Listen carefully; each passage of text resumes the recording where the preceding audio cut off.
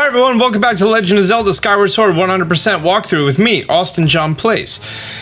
Since our last video, we completed the entire Earth Temple. We're now up to 6 pieces of heart, 9 goddess cubes, 7 of them open, 25 gratitude crystals, 3 medals, and a full 10 hearts, which is fantastic.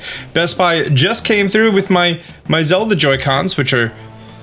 Honestly, it's weird that the right one is purple. Because, like, I mean, right now I just have the Goddess Sword, not the Master Sword. And the left one is blue, and I don't have the Hylian Shield. In fact, you get it, like, right at the very end of the game. So it's weird that, you know, they're colored blue and purple, but Link is just mostly green and teal. Anyways, in today's episode, we're going to make our way to the Lanayru Desert. Which, if you're familiar with the term Lanayru, that's usually the water place and not the desert place. So, what's going to happen there? Time will tell. Ha. Foreshadowing. I know that my last video, the upgrading of the bomb bag was a little disjointed and I tried everything in my power in post-editing to make it make sense. So if it's not fully upgraded, there's a very good chance that you now have all the things for the largest bomb bag, which I'm going to recommend you do that now. If not, then let's just go ahead and put the yellow thing in here. The yellow thing is going to open up the yellow thing in the sky, and then we're going to go into the yellow thing in the sky, just like we did with the last 2 things in the sky. Great, see you there. Oh, actually, before we head down there, an important note is that we're going to be facing a lot of electric type enemies like Pikachu and Voltorb, lol. But it's actually important that we get rid of our metal shield and we switch it back to the wooden shield. So go to your item check, swap the 2 shields. If you got rid of your wooden shield for some reason, which I didn't tell you to do, that'd be a silly thing to do, then definitely go buy another one. Metal shield for wooden shield. Very nice. All right, Patrice, love you. Gondo, let's wrap. I need 1 more Hornet larva and 1 more jelly blob. I can get that in the waterfall, and I could get that at the entrance of the deep woods. Yeah, I don't want to spend time actually farming those parts yet, so let's just head right into the Lanayru. And heading right into this big old yellow column. Nice. I honestly really like this area. Like, hands down, one of my favorite ones to play through. So we learned that this area used to be a giant ocean and is now a giant desert. As soon as you start up, you want to hop backwards off of the pedestal and there's a goddess cube. Activate that bad boy. As soon as we show up, we have access to a cicada. Cicadas are one of the more difficult bugs to grab because you have to approach it slowly. And before you have the upgrade for the larger net, I recommend walking over and actually placing your bug net on top of it so you're clipping inside of it. That way you know you're lined up perfectly. Do a nice swipe, and you're good. The sand cicadas are actually one of the most valuable bugs in the entire game, which, if you need to sell your bugs, which you don't if you've been following my video and you learn how to go digging, then yeah, great way to make some dinero. Make sure to activate the bird statue, and let's head into this mine down here. This very old rusted minecart is going to be in the way. You have to push it all the way down off of the cliff. And then once it's down off of the cliff, oh, watch out, these are electric chews, which, golly, I hate these. Electric enemies are the most pain in the butt in the entire game because they always shock, they do it at random times, and you have to have patience. And that's like, I'm like a struggling doctor. I have no patience. Anyways, push this minecart all the way until you hit the wall, jump up on top, and let's continue through. Next, you're going to have access to a few bombs next to another rusted cart. We didn't get anything good. That's fine. Be sure to stock up on bombs every single time that you see the flowers. We want to push this just slightly forward. You'll find out why momentarily. And now we're going to enter this, let's call it a courtyard area. This courtyard has a large, crazy-looking crystal in the middle. This is what's known as a time shift stone. Time shift stones come in all sorts of shapes and sizes, and when you click it, you go, that affected area goes significantly into the past. I'm going to estimate a few thousand years, because 1, all these robots come to life. 2, an area that used to be an ocean and is now a desert require thousands of years of climate change. So, yeah. Also, we're going to have access to a new farmable item. These are ancient flowers. And if you play Stardew Valley, then you know that you could get ancient fruit from ancient flowers. Lol. Anyways, if you recall that minecart that we moved ever so slightly, we're now going to hop inside of it. And now that the electricity has been restored because of, you know, time travel, we can now make our way into this room over here. Super nice. We have another flower. Sweet. Take out some bombs, place them down everywhere. We want to explode all the things. And we also want to learn the mechanic of basketball. We're actually going to be uncovering a time shift stone over here. Feel free to hit it with your sword, or blow it up with a bomb, or hit it with a beetle, or hit it with a slingshot, or literally however you want to hit it, you can. And that's the basketball thing down. Stock up on bombs. And let's go through our new basketball doorway. Over here, welcome to sinking sand. I know in Elden you had slidey sand, now you have sinky sand.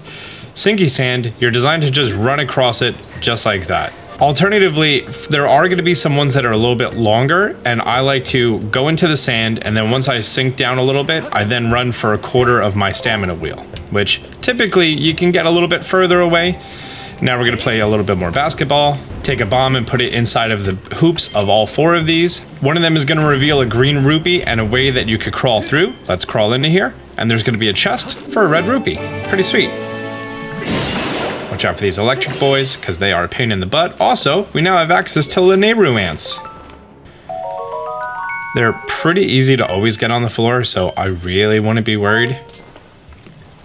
And I don't think Lanayru ants are used for any of the potions that I typically get or enhance. Heading back out to where we knocked down the 4 basketball doors. And now we're going to just run, continuing on through the sand. That's going to bring us to this big old open room. We have a few things we want to do here. We definitely want to murder all of these electric frogs. These are just like the fire frogs, except now they shoot you with electric. And if they shoot you electric while you're crossing the sand, you're going to sink in the sand, and then you're going to zone out, which you don't want to do that. Anyways, we need to make our way to this part of the room over here, where you see that minecart chilling, although we're actually not going to grab it yet. Instead, we're going to run up this little ramp. We're going to place down a bomb right here. We're going to place down another bomb right here. Just bomb all the things, okay? Bomb all the things. Sometimes there's rupee. Sometimes there's not. Now, we gotta do a little bit of bowling. We're gonna shoot straight and defeat that rock right in front of us. We're then going to aim past where that rock was for that front rock. Be careful of if you give it a little twist at the end there. You do not want to twist it. You want to shoot straight down. Bowling far away with these Joy-Cons is a little harder because they don't weigh as much as the Wiimote did. I don't like that it keeps curving to the side. Oh, that one worked. Great. Now with the time shift stone exposed, let's throw another bomb. I don't like how they keep curving. How I'm sitting at my desk, it makes my hand curve at the full extension. Ow. So that's probably why I'm always throwing it curved. After taking care of the Deku Baba, you're going to be heading forward and you're going to be seeing another one. And if you hop forward, you're going to get access to that chest that you couldn't previously. And this is going to be a goddess plume. This is going to be one of the rare items, like the blue feather and the gold skullware. That's going to be much more common later in the game and much more rare now. Remember that minecart I was talking about before in this giant sand room? Well, now we're going to push it forward. Ooh. There's an ancient flower. I almost missed it. Let's get inside of our minecart, and that's going to progress us to the next room. And welcome to the full open sandy area. We are going to spend a lot of time here. We arrived at the Lanayru Desert. The terrain in this area has changed dramatically as climate forces rapidly turned it into a desert. You hear that? Climate change is real. Thanks, Lanayru Desert. Oh, they call it sink sand. Okay. Sink sand. Activate your burb statue. And down here, we have a brand new enemy to deal with. Make sure you take out your shield. So this big ol' shrimp thing, you have to hit it with your shield. You have to do a full deflection, and then he's gonna come out. Alternatively, you could have him run into pretty much any hard structure, and you're fine.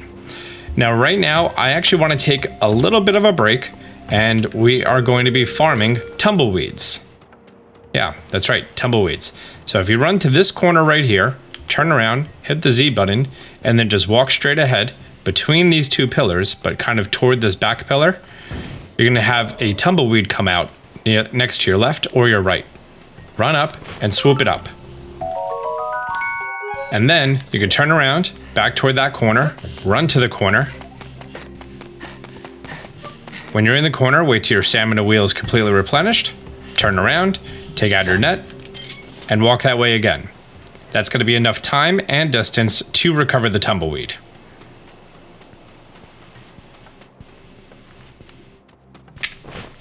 Nice. Considering each one of these takes maybe 30 seconds, it's up to you if you would like to spend this time now grinding out these tumbleweeds, but you need a total of 16 to upgrade every single item in the game. You're going to be receiving 1 as treasure later on, so you only need to gather 15 of them. And yeah, you either have to do it now or you have to do it later, so we might as well do it now. Know what I mean? All in all, this took me exactly 7 minutes to get the remainder of all the tumbleweeds that I needed. I would say there was about 3 or 4 times that doing this method, it did not spawn. The rest of the time it did. And there we go. That was my 15th one. I never ever have to do that again. How beautiful is that, right? There's a free amber relic over here. Definitely want to grab that. This is what the grass looks like in this region, so feel free to smush these for some stuff. And, oh look, it's another tumbleweed. Might as well grab it.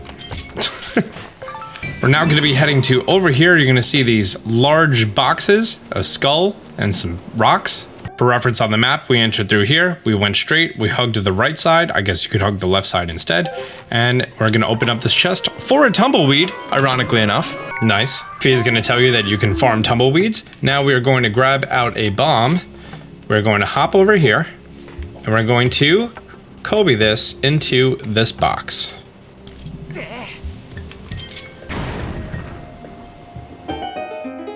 The second one is going to activate this time shift stone, and then as soon as the time shift stone is active, it's going to revive the enemies in the area. I think there's called electro bokoblins or something. Anyways, they have like this electric sword that they also use to shield. And also LD301 is going to say help. And Fee's going to interrupt me.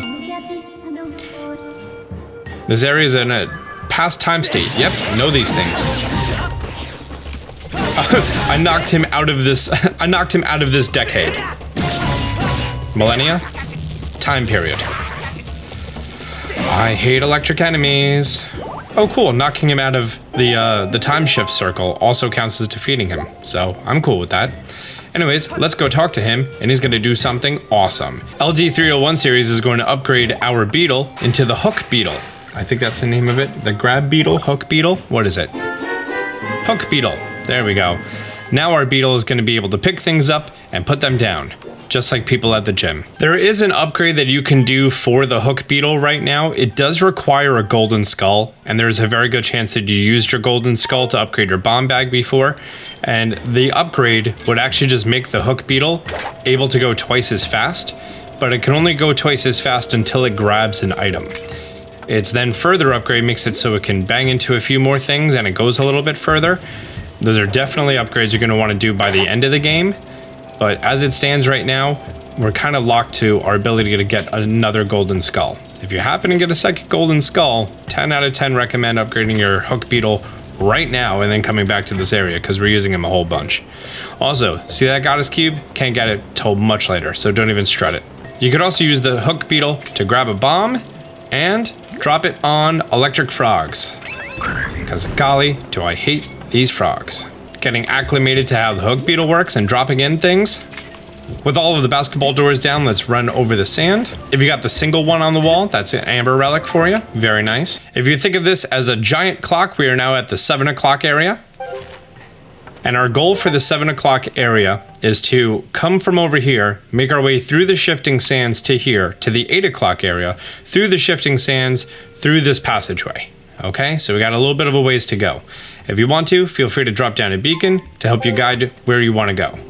Also, I want to take a minute to talk about these giant old burbs over here, okay? Now these big old birds, as soon as you get close, they're going to start flying around. They're going to go pick up a boulder, and then they're going to drop it on you. You can take your beetle, grab a bomb, and then run directly into him. This will defeat them. And I think they always drop a red rupee. I'm not 100%, but they usually do. Neato Vegito. Okay, in this area, we're going to take out the hook beetle again. It's all the hook beetle, man. It's all the hook beetle. We're going to grab the bomb on top of the tree. And then we're going to drop it on Zoidberg over here. That's going to defeat Zoidberg and make his shell a place that we can stand halfway between the 2 points in the sand. Stand up here, wait till you're recovered, and then continue your running. Now you want to stand to the rear of this little island area. That way you don't trigger Zoidberg over here. With the hook beetle, drop the bomb, defeat him, run over, repeat the same steps as before. After the shells of the Zoidbergs are out for a long enough period of time, they're actually going to despawn, and then the enemy is going to respawn. You may need to use a bomb to defeat them yet again. I remember when I was younger and I first played this game, this area was so frustrating to me. And the good news is, once we come over here to this bird statue and activate it for the West Desert, if we look to the left, there's 2 platforms here, and we're going to take it all the way to the other side. That's going to lead us to a couple of ants, but more importantly, a minecart that we can push down, and that way we never ever have to do these sink sands, blow up the Zoidberg thing again. Isn't that so great? Let's backtrack to the bird statue. Now we have to do the shifting sand things with the Zoidberg thing again. But honestly, more frustrating this time. Oh boy. Because now, after you blow it up, you want to run immediately over, because this sand will actually move the shells. And you have an option now. If you want to come over here to the left, you're going to get access to a brand new bug. That being the, I believe that is the Gerudo Dragonfly. If we look over there to the right. Let's come over here and let's boop this.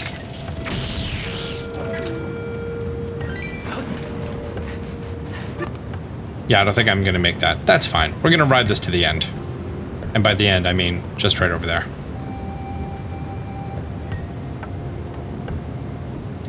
Exhilarating walkthrough. I know. Head toward the stamina fruit that's on the ground, and then toward this passageway. And if we head up here to these 2 large stairs, we could do the same thing with the minecart and make it so we never have to do this area again. 10 out of 10 recommend. Let's backtrack to the area that we just journeyed to, and now we're going to be entering a cave. This cave is on the west side of the desert, and this is the Temple of Time. Be sure to use the bird statue for the desert gorge. This is a very, very simple, quick area for us to make our way through. You're going to see a time stone up here. Let's take out the hook beetle and shoot the hook beetle toward the time stone, which is going to revive that enemy down there. Pro tip, don't get electrocuted.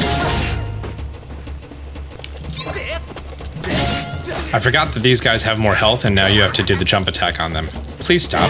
Thank you. Also, ancient flower. And if you take out your beetle again, if you look toward this back trail, there's going to be another ancient flower that you could collect. Oh, screw that guy. Let's hop inside of the electric minecart, which is going to bring us over closer to this big old tree over here. We're now going to take out our hook beetle, aim toward this bomb, and then bring the bomb toward the very top of this giant dried up tree. Boom. That is now going to change the time period of the tree. It's going to flourish. Do not get in the cart yet. Instead, you want to take the beetle out again and take a bomb and fly inside. With your right aim, you're actually going to be able to activate the switch and kill the Deku Baba all in one fell swoop. Now, we can enter our cart. From here, we're going to meet a new variation of ultraLOCKE. This is the Sand ultraLOCKE. Even though it's literally the exact same thing as the Force ultraLOCKE. You know how to defeat them. And over here is going to be one of the Gorons that we spoke with before. It's Gorko. This sacred place is known as the Temple of Time. I could not believe my eyes when I saw a human who lives on the legendary Isle of the Goddess. They came with another person and they entered the temple. I wanted to chase after them, but then there was an explosion and all of a sudden, oh no, the entrance is all bombed now. That's so bad. Instead, what we have to do is go from here back out to the desert, erect the mine in the middle, and then take the underground passage from here all the way to over here, because someone blew up these rocks. And even though now we have bombs and ways to climb over things, we can't climb over those things. Game logic, right? Okay, take out your hook beetle, grab another bomb, and we're going to aim for this back stone over here. The closer stone usually has a blue rupee, but ironically enough, you aren't going to be able to set the hook beetle back out and collect that blue rupee by the time it expires. We're going to do it again to activate the time shift stone. By the way, instead of using the ZL and ZR, you can actually just press B to recall the beetle and it will just drop the item wherever you are, or wherever it is, I should say. Let's defeat these 2 electric bokoblins. I defeated them flawlessly. Do not look at my health meter. And hey there, LD301 series, are you gonna get out of my way right now? Yes, you are. Oh, he's also gonna tell us about the thing that I just told you. And he's gonna update your map, which is going to show you underground passageways or under sand passageways, because this entire thing is shaped like a clock. And when it's shaped like a clock, you now know all the areas that you can walk to. So now, take out your beetle, hit this time shift stone. Ooh, ancient flower. So now, we're gonna get inside of our minecart, and as soon as you do, lift your sword up for a skyward strike. And face to the left. Because, Goddess Cube. Very nice.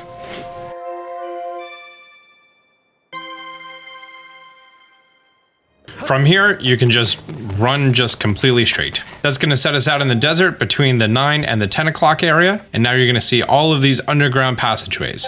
Actually, let's run over to this rock, and then you're gonna run into the sand, and then Fee's gonna be like, hey, notice how you're not sinking?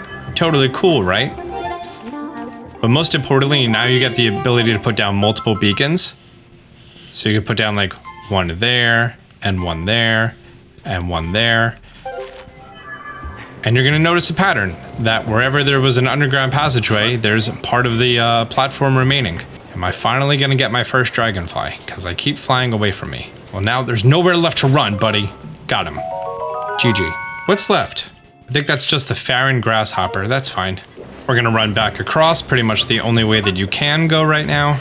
And that's gonna bring us to this big old generator looking thing over here. Also, there's a stool if you need it. And next to where the generator is, you're also gonna be seeing a bird statue. Let's go over here and activate this. There are 3 areas that we need to go to on this giant map in order to activate this generator. One of them is this building right here. One of them, if we look down, is going to be this building right here. And the third one is a hole in the wall, I think over here. We're gonna do that one last because it's easiest. So first thing we're gonna do is make our way to this giant building right here, which you've noticed is now encased in dirt and stuff. So because of that, boom, bomb the walls. Let's head on inside. And welcome to what is going to be, welcome to a time shift puzzle. Get used to them because there's gonna be a lot. Now these guys actually can't reach you on here, so don't even worry about it. In fact, you don't need to defeat them or anything. I mean, if you have trouble crossing, then you do, but you want to cross down. And this middle patch of rocks right in the middle of the room is actually going to be home to a time shift stone. Let's go ahead and bomb it. Activate the time shift stone.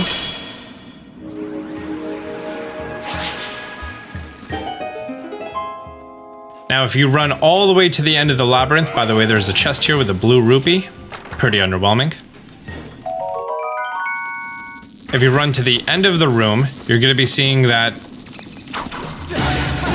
Hang on, let me take care of these bad guys. Ooh, we got a golden skull. Perfect. I need that. Okay, over here is going to be a generator. When you step on it, that little door opens up, right? All of the Zoidbergs, they're now like these little electric egg things. Get it? Because they went back in time too. You want to take out your hook beetle and you want to hit those green bars, okay? Now you want to stand on it, and when he's not doing the electric thing, do a swipe up, which will knock him into the hole. My first time playing through this game, I forgot that you could just use the hook beetle to grab it, so I actually ended up grabbing them, walking and like counting to 4 because they electrocute on the exactly 5th second, placing it down, that way I didn't die when I was carrying it. Here, you want to stab this, twist to the left, and push it in with A. That's going to activate this part of the generator, which is the electric one.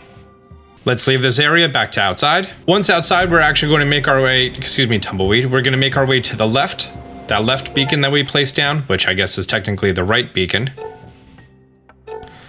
However, if you see this path right here, we want to go on here because even though we're going to access this area later for, I believe there's a goddess cube over there, there's a piece of heart that we can access right now. So in order to reach this area, we're going to make our way from where we're standing. We're going to go up, over, and down, and then straight across.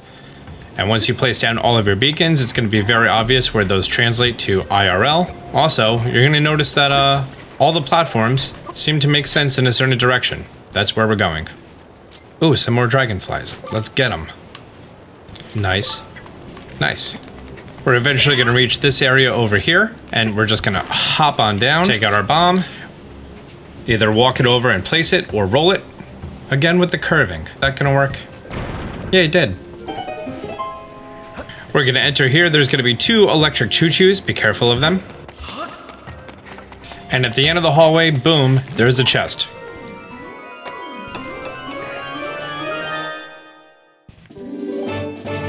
That's our 3rd piece of heart.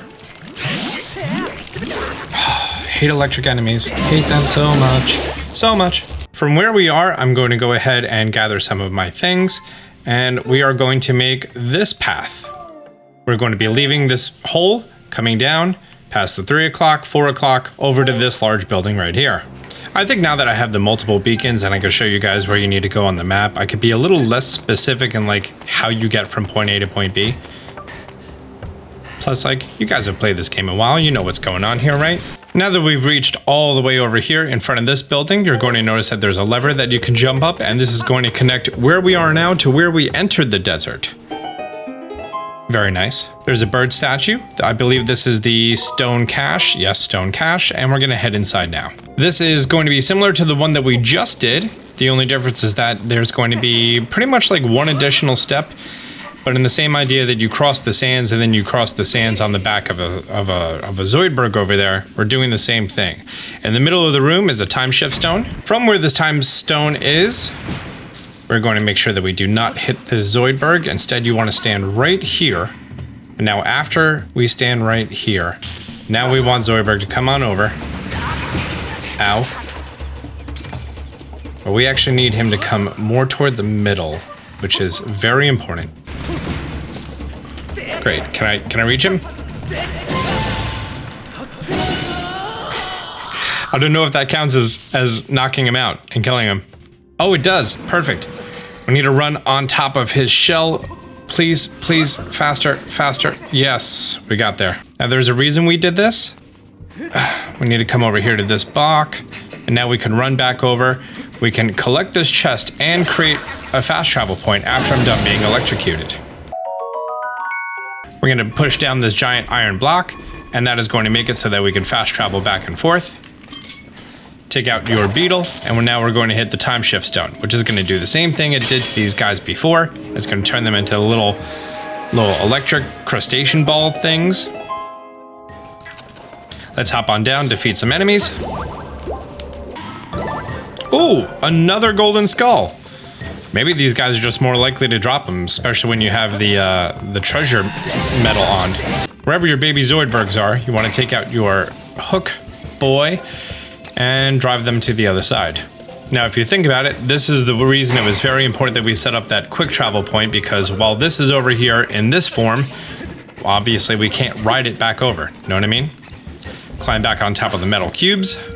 And just like before, we're gonna stand on the pressure plate, take out your sword, knock him inside.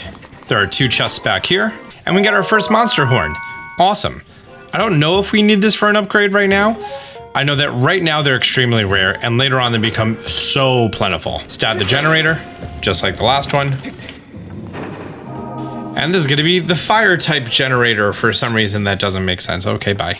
Now that we've completed the fire one and the electric one, all that's left is going to be the other one, which is going to be about over here somewhere, which honestly it just makes the most sense to fast travel to. But while we're doing fast traveling, it would make more sense that we make our way to the sky. And then also there's some goodies that we can get in the sky because we just activated 3 goddess cubes. One of them is a super awesome item that I want to go grab, so let's go grab it. We're going to be having 3 chests appearing. We're going to go for the one that's directly next to us. Now we can place down multiple beacons, and then we're going to the top one and the bottom one. This one over here has a whole bunch of these guys in the sky, and you could fly over, and I think if you collect all them, you either get a treasure or rupees or something. I don't think I've ever actually done it though. And this is a heart medal. Now, in regular mode, this makes hearts appear more often and enemies drop hearts more often, right? It makes cutting grass and breaking pots, they appear more often. However, in hero mode, this makes it so all of those things are able to happen because before you have this, and if you don't equip it, they cannot happen. In addition, what's it called? The heart flowers that don't spawn in hero mode are now able to spawn. So if you're playing in hero mode, that is literally a lifesaver. My item pouch is full, so I went to item check. That's just fine.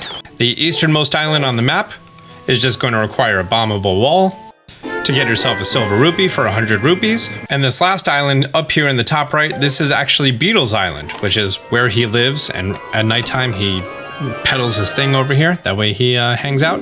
And this is going to be a piece of heart. Now this is your 11th heart if you've been following along.